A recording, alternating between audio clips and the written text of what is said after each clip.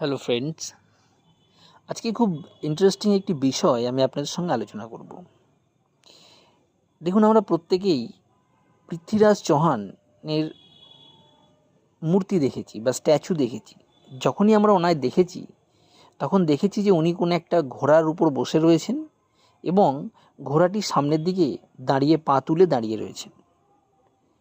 কিন্তু কখনো আপনারা খেয়াল করেছেন যে সেই ঘোড়ার দাঁড়ানোর ভঙ্গিমাটা কেমন? ঘোড়াটি কি দুটো পা শূন্যে তুলে দাঁড়িয়ে আছে, নাকি একটি পাকে শূন্যে তুলে দাঁড়িয়ে রয়েছে? খুব মজার একটা বিষয় আজকে আমি আপনাদের সঙ্গে আলোচনা করব।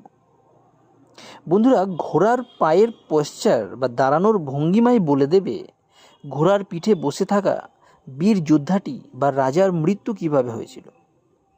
ঘোড়ার পিঠে অবস্থানরত বেশ কিছু বীর যোদ্ধার ছবি বা দৃশ্য আমরা ইতিহাসের পাতায় তো অবশ্যই পড়েছি।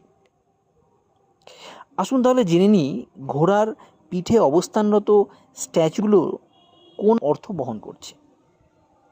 যদি কোনো স্ট্যাচুতে আমরা দেখি ঘোড়াটির সামনের দুটি পা উপরে বা শূন্যে তোলা রয়েছে, তাহলে আমাদের বুঝতে হবে সেই যোদ্ধা যুদ্ধক্ষেত্রে মারা গিয়েছেন।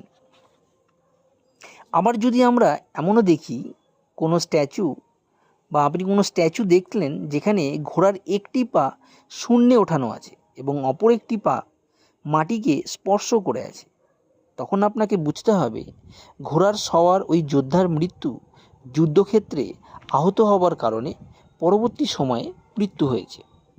কিন্তু যদি আপনি দেখেন ঘোড়াটির চারটি পা মাটিকে স্পর্শ করে আছে, তাহলে বুঝতে হবে ওই যোদ্ধার মৃত্যু স্বাভাবিকভাবেই হয়েছে।